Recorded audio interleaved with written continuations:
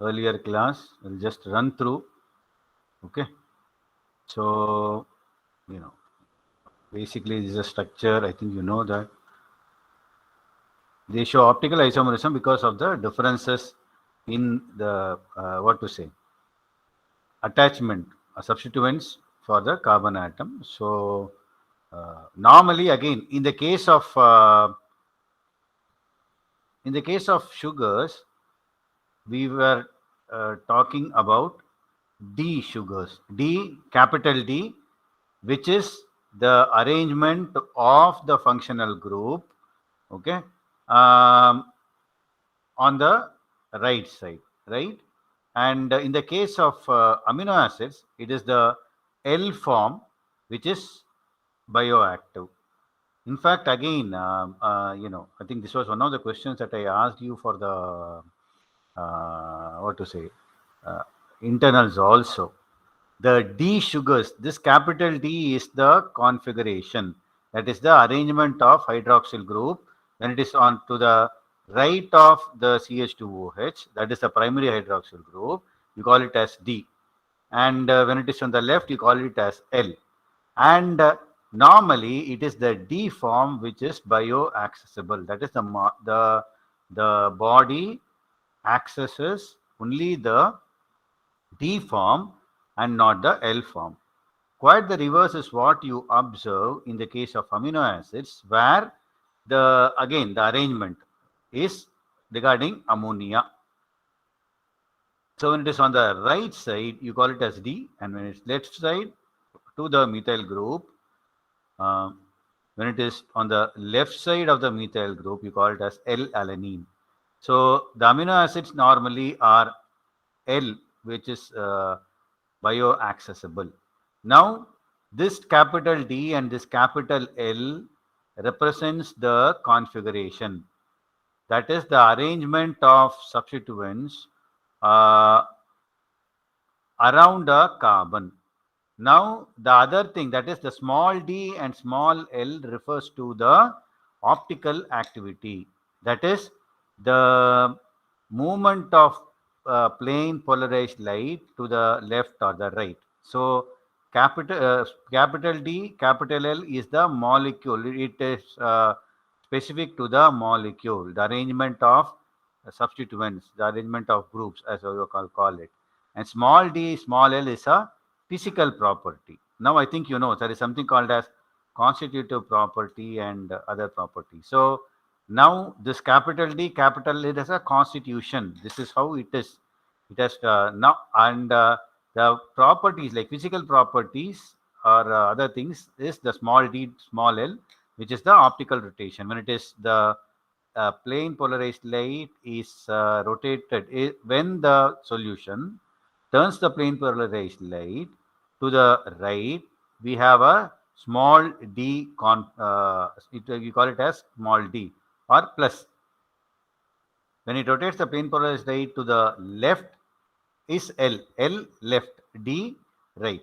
Okay, so that is the thing. So small l, small d, optical activity. Capital D, capital L is a constitutive property. Okay, that is the arrangement of atoms. Hope you are clear with this. Okay, now coming back to the this thing, this is a basic this thing. So I think this classification I already told you. Now another important thing is that since I cannot write it in a long form, the amino acids are given what to say, three alphabet short forms. Okay, this is for this thing, and still when advanced is the single notation accepted by the enzyme commission in European Commission. Now why this? When you come next to the proteins, if I'm going to a protein will have something like 1000 amino acids or 2000 amino acids. Now writing 2000 like this or like this is will take a lot of time and cumbersome. So you write it as G, V, L, etc. Now again, this can be or this could be one of your multiple choice match the following questions. Okay. Okay. These are simple aliphatic amino acids. Okay. Then you have the hydroxyl connect. I already told you serine, threonine, and tyrosine. Serine, CH2OH, that is the father daughter of alanine. Alanine is CH3 CH. That is what is alanine. Now, when this alanine, if one of these H is replaced by OH, when you have a CH2OH, that is serine. And here, when you replace one, that is threonine. Keep just this is for remembrance. Similarly, tyrosine is a phenyl group. C6H5 OH group is tyrosine. Remember these things. As I already told you, replace one of the CH with the OH, which is serine. One more, that is a propyl group. Hydroxypropyl is threonine. Okay, then cysteine, methionine, sulfur containing, all these things. Similarly, here also, it is a thioether, as you call CH2, CH2. Remember here, we got it here. CH3, CH2, right? CH3, CH2 here. Here CH2, CH2, and then instead of OH, if you have an SCH3, it is cysteine. See, sorry, here CH2, CH2, SCH3. Nothing like, I think I already told you, this is thioether, and if it is O, we call it as ether. OCH3, CH3, OCH3 is ether. CH3, SCH3 is thioether. CH2, CH3OH is methanol.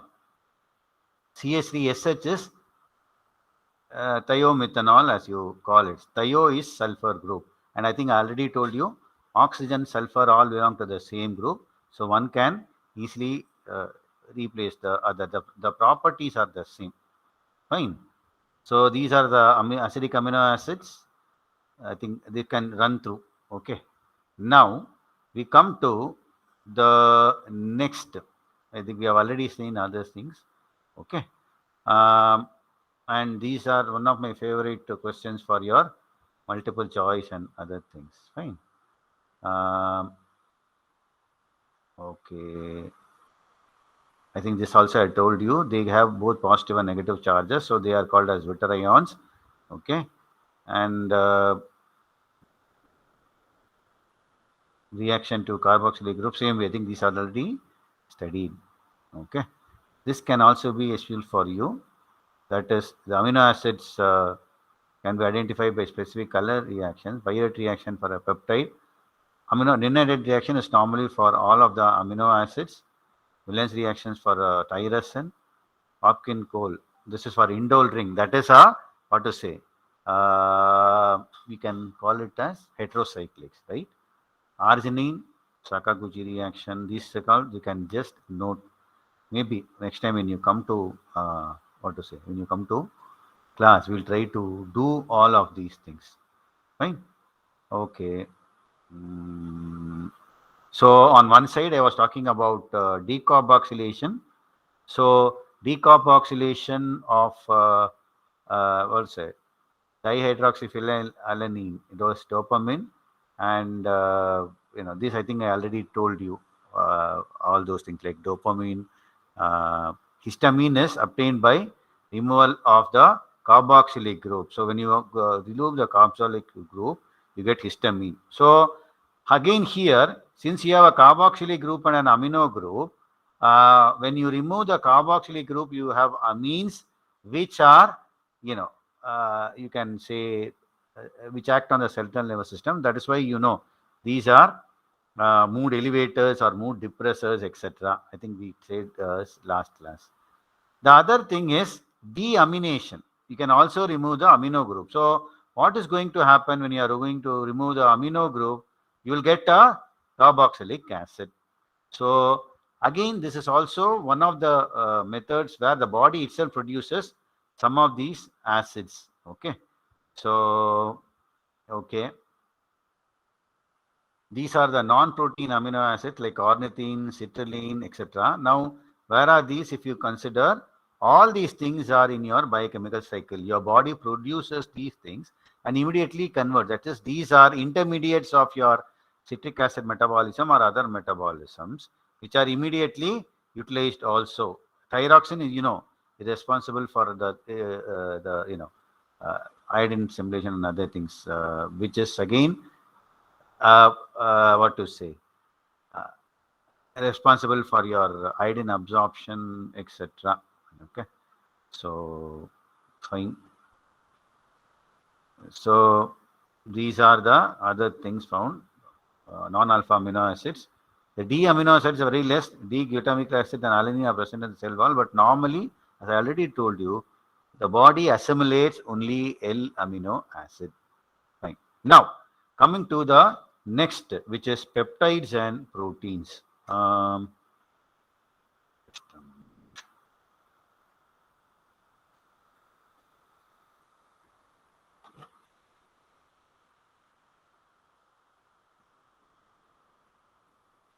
Mm,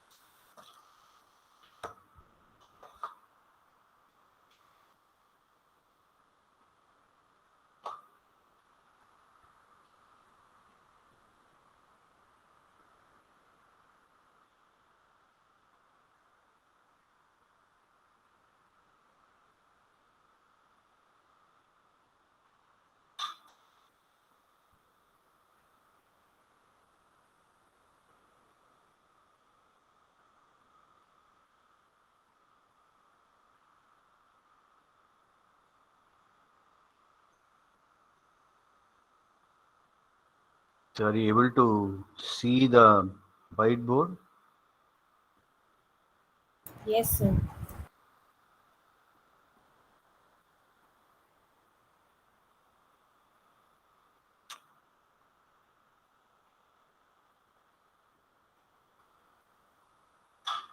Okay. Now we come to the next, which is on. Uh, sorry.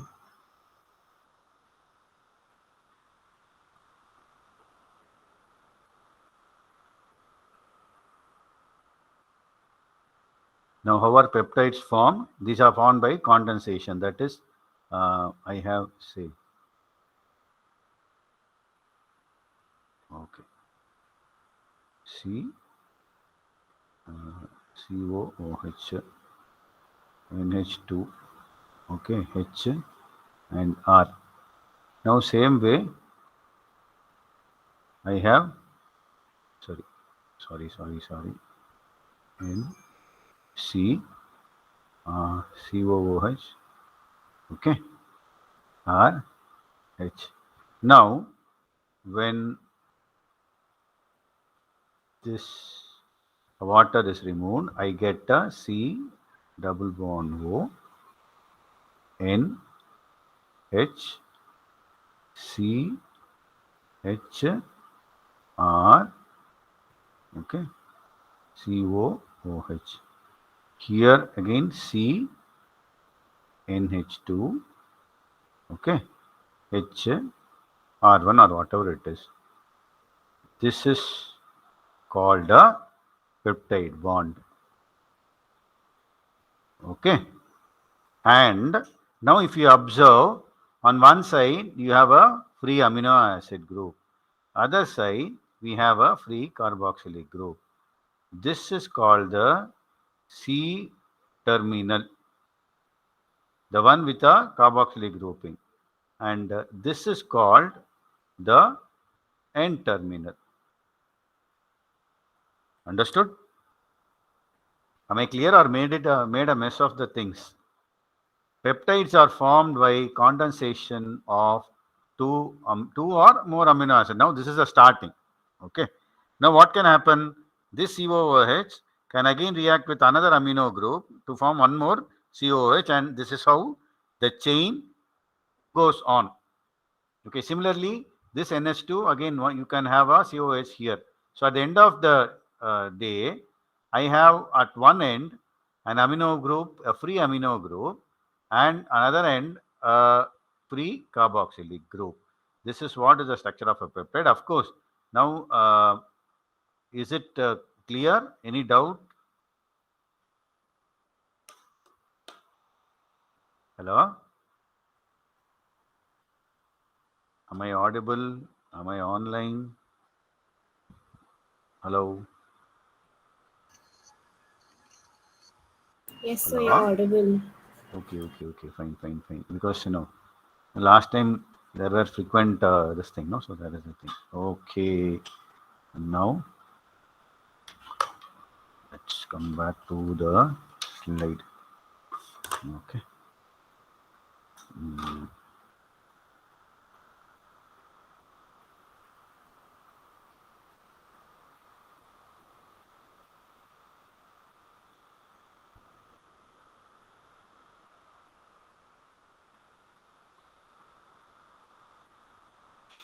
Okay. So coming back to the presentation. Okay. So normally peptide bond is formed, and multiple peptide bond is what you get your protein. Fine. Okay. So this I think already told you. It is formed by a covalent bond by removal of water, and whatever we saw here is a dipeptide where the amino group of one uh, amino acid condenses with the carboxylic group of the another amino acid. Say alpha carboxylic group of one amino acid with alpha amino group of another amino acid. Fine. So when you have one more, you call it as a tripeptide. So it goes on and on. And each, as I already say, each polypeptide chain starts on the left side with a free amino group, and which is called as the N terminus. And on the right side at the end, we have a free carboxylic group, which is called as the C terminus. Now, when you consider the linkage, okay,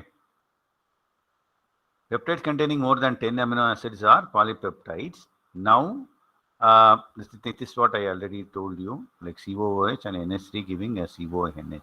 So this is again, this can again react with another amino group. This goes on. Now, this is very specific. It is not a sort of what you call it as a commutative property. What is commutative property? Long, long back, you would have read, no? What is a commutative property?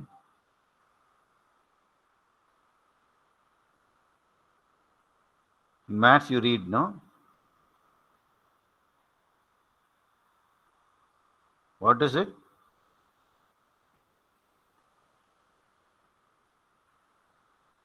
Yeah, quick.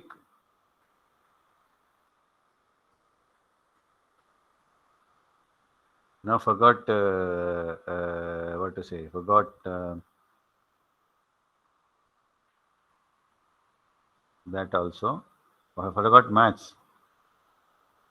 Yes, Sir, it quick. is if A plus B is equal to C, then B plus A is also equal to Yeah, C. That same. is the Like A commutative. plus B equal to B plus A is what you call as commutative property. That is, it can be interchangeable. A plus B is same as B plus A. Whereas peptide bonds, you can't find that. That is, it is specific. In the sense that if glycine, like glycinyl alanine, is different from alaninyl glycine. What do you mean by that? We were talking here about this. Now, if this is going to be glycine, this is going to be lysine, we get glycinyl lysine. And if this is going to be lysine and this is going to be glycine, this is going to be lysinyl glycine. Are you clear? Now you might say that it's just a matter of a carboxylic group and an amino group. So any carboxylic group and any amino group can react, so there is not going to be much change. However, these are specific. That is glycino Glycinyl lysine is different from lysinyl glycine. In fact, even in our body, we have something like enzymes, right? Trypsin, chymotrypsin, etc. Now, each one is specific. For example, as I I think I told you now. So like AB is not equal to BA. That is one of the enzyme can break only the A to B bond. Whereas, though technically speaking, B to A is also the same, these enzymes cannot cleave that bond. So that is the regarding the specificity of the molecular structure. So AB is not equal to BA. Okay, so any doubts?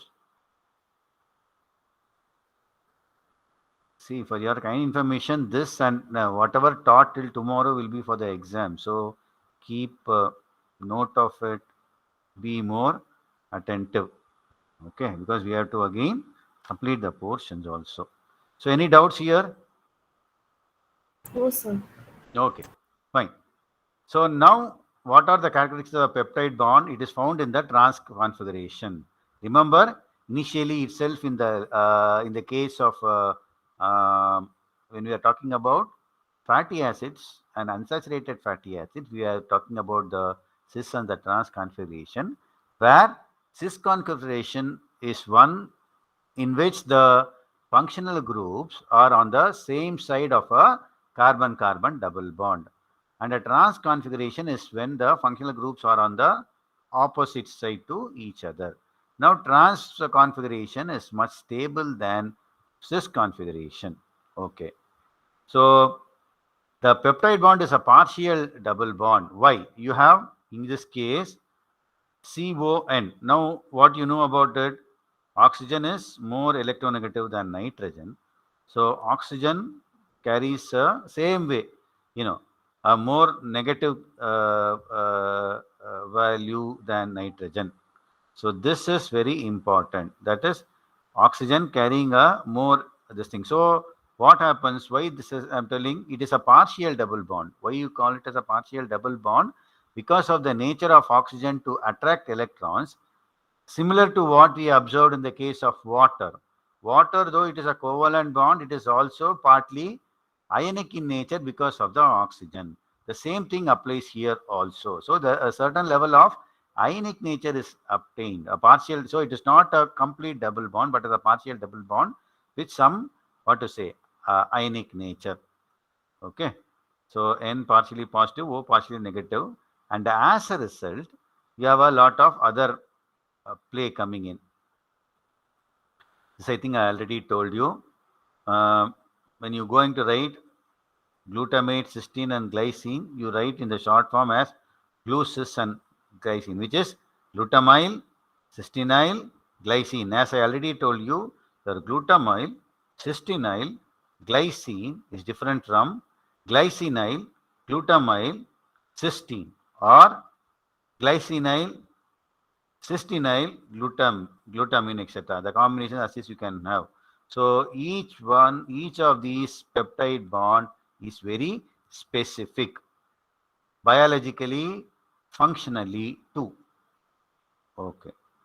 Examples of dipeptide is one of the examples is aspartame. I think you know aspartame is a synthetic, what to say, synthetic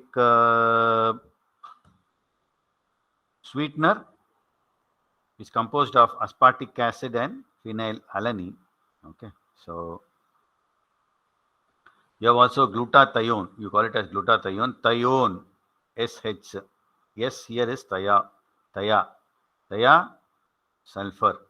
Okay, which helps in absorption of amino acids, etc. You have polypeptides, which can have up to 10 to 50 or even more. That is also there. So now, when you consider the structure of protein, we have the primary, secondary, and the tertiary structures. Now, uh, wait a minute. Uh, how to write? Okay.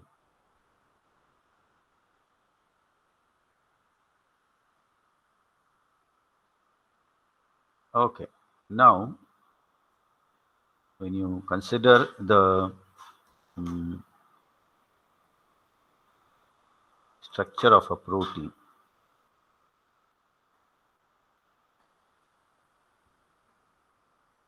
don't know whether I need to make it in this or in mind mapping. That mapping, I don't know. Okay. So,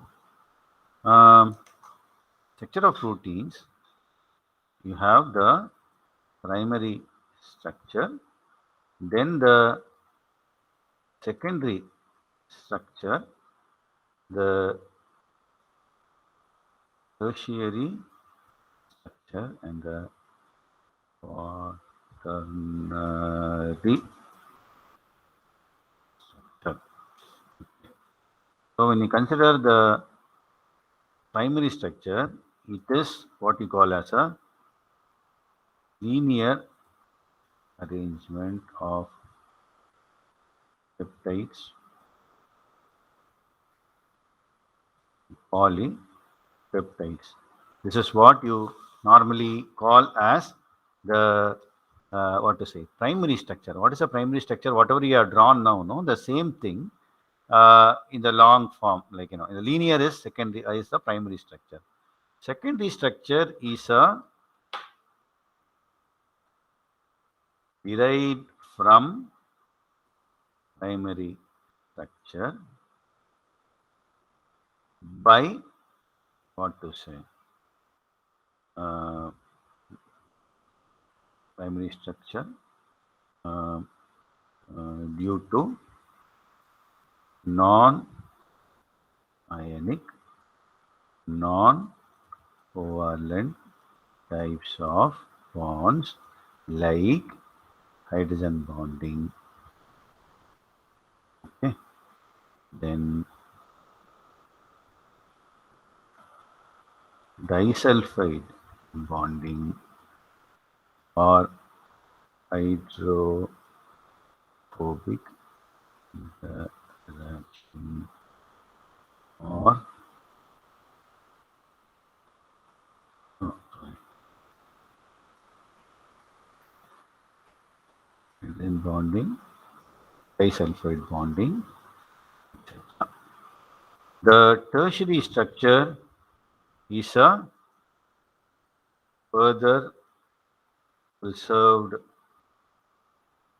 structure derived from the secondary structure by, say, uh, hydrophobic interaction, um, hydrophobic interactions, etc. Sometimes even uh, disulfide bonding. And a quaternary structure is a what to say, further. What I mean by preserving is that coming together or a condensed structures. Okay, further, should I call it as compact? Okay. Compact structure. Right? Here again, further compacted from the uh, tertiary structure, maybe presence of metal ions, etc. Okay. Now, in the case of uh, secondary structure, you have the alpha, the alpha or the alpha helical structure and the beta beta structures. You have beta turns. Okay. So this is your structure. So the structure starts from here. Very, very important physiologically, physically, biologically, and even for food technology purpose. Every way, this is very important. Have you noted it? Can I move on to the slide? Hello? Am I audible? Yes, sir. Hello? Yes, Yes, sir. sir. Okay. So can I move to the slide? Can I close this? Yes, sir. Okay.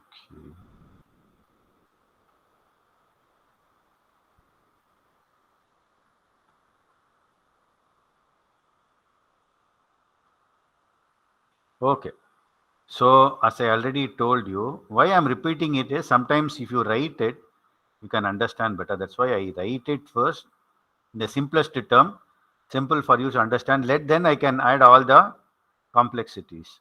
So, primary structure, I already told you, is a linear sequence, and secondary structure is a spatial arrangement of proteins by twisting of the polypeptide chain.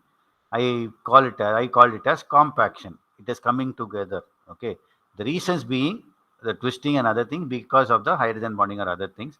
Tertiary structure is a further compaction.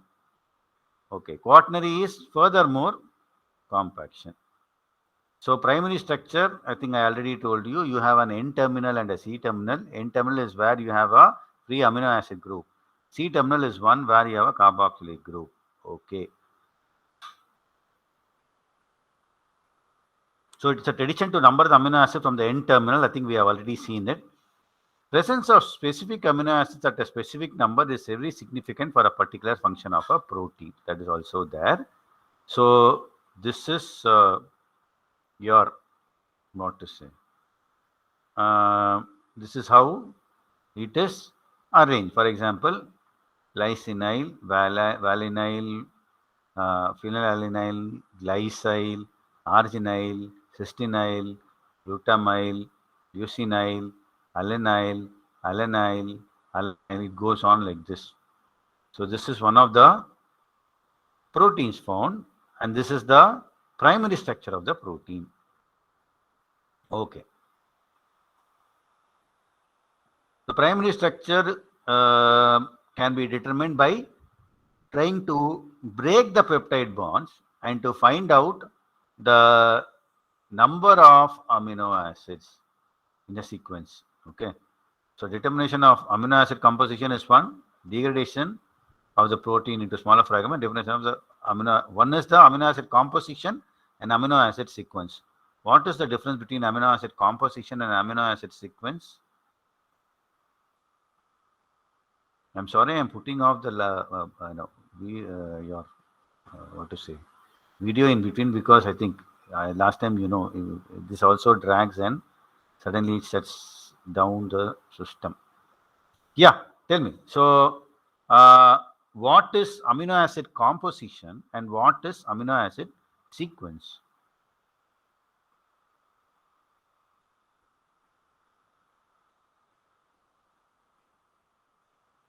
Yes. What do you mean by composition and what do you mean by sequence? Sir, is it like composition is what the amino acid is made of, Mhm. and a sequence is different amino acids put together? Amino acid composition will give you the total amino acids that are present.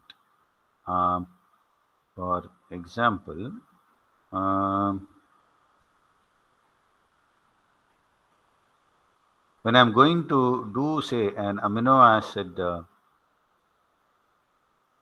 compositional analysis, compositional analysis, sorry.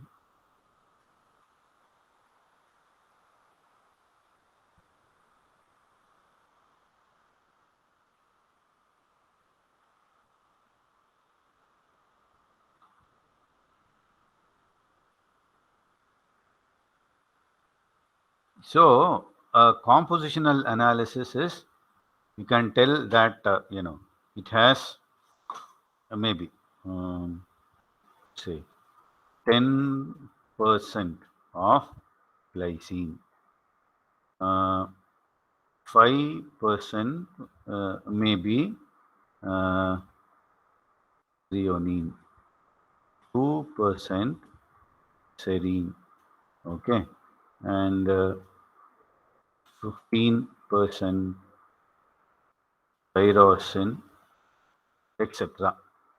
Okay, so this is what you call as the composition. Whereas the sequence would be now if you are going to say that it has for every 100 units, you have 10 glycine.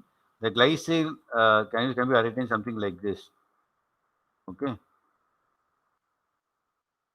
Then something like PHR, PHR, then serine, then uh, tyrosine, etc. It can be like this, or it can be something like glycine, then threonine, then serine, then tyrosine, then glycine, then maybe serine, then tyrosine, then threonine, etc. Are you clear? Now, this arrangement has a particular significance, has a particular property, and this might have a different property as a whole. Are you clear?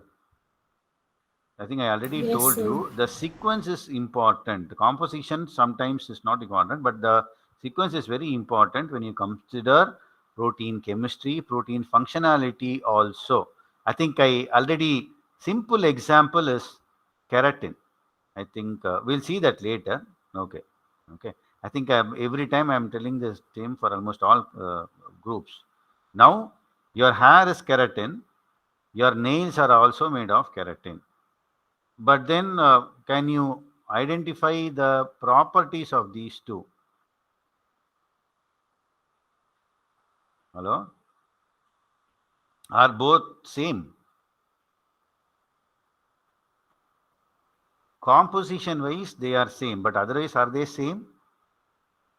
Hello? No. Similar thing is your wool, right? Your wool, which is the outside of the sheep. That's again the same thing. Your wool is same as your hair, which is the same as your nail, which is the same as the horn. Your horn of the, your cow or goat or other things. This also is again keratin. Now, are they the same? No, sir.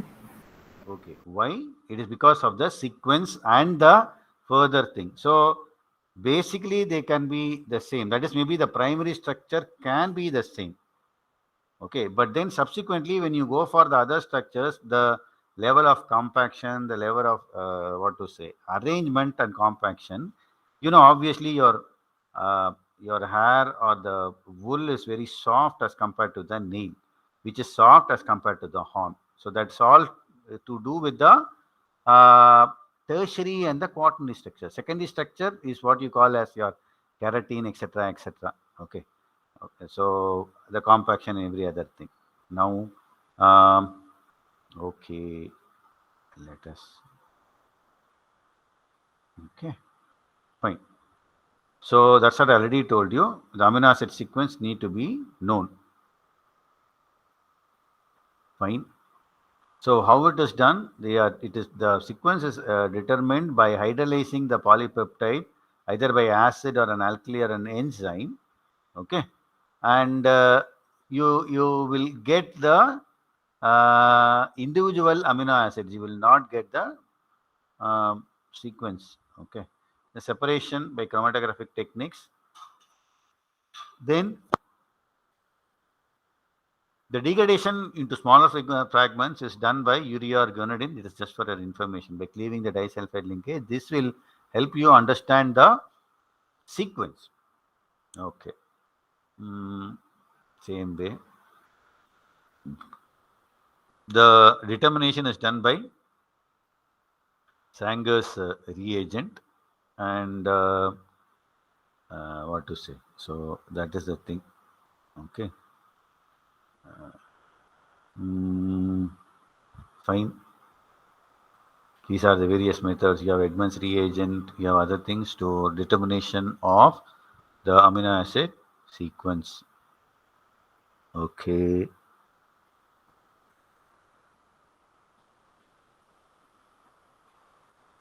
So in the determination of primary structure, several methods are simultaneously employed. What are the similar methods?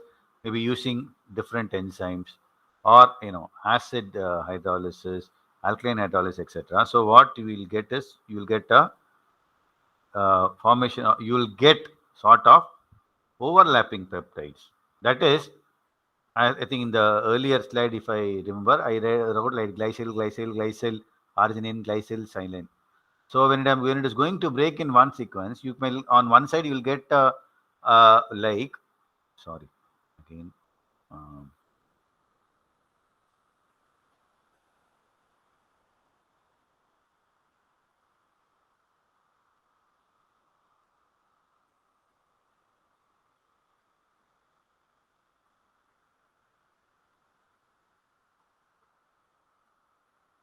so when I drew this structure, okay, what basically they mean by this is that depending on the enzyme or depending on the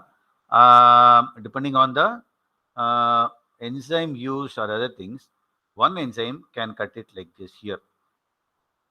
Okay. So I have on one side serine, tyrosine, then glycine, threonine, glycine thing. This is by one enzyme. The other enzyme can cut something like this. Okay. So if you are going to use the other enzyme, you will get something like glycine, threonine, serine, tyrosine, etc. A third enzyme can maybe cut it like get here. Okay. So what you will get after sequencing is a pool of amino acid sequences. Okay. And this is what they call as overlapping peptides. Okay. What is the advantage is that you will be able to find out exactly what is the sequence of the amino acids in the in the polypeptide chain. Maybe 2 more minutes and I'll complete this. Fine.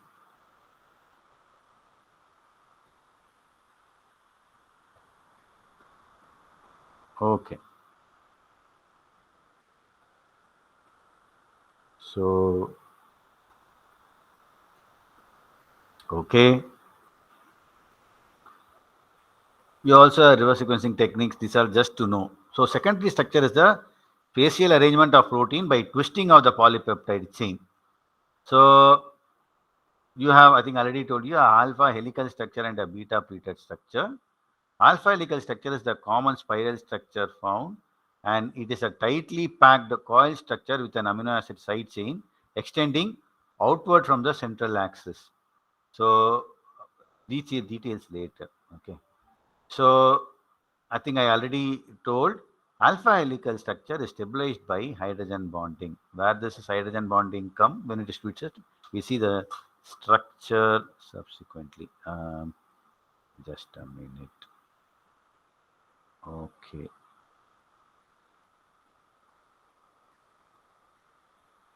Just a minute.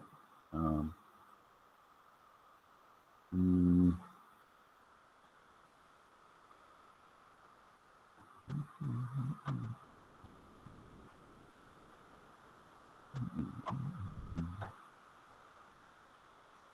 okay. Are you able to see this?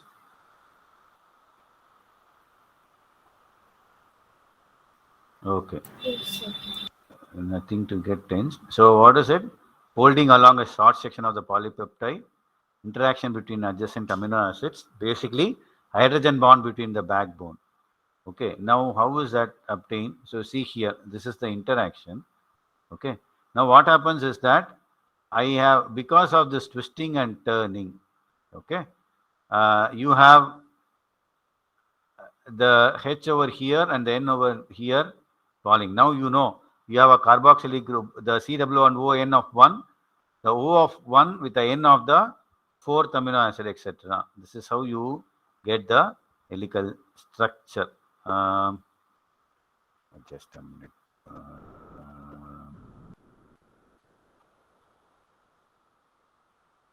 I think this will be sufficient, I feel.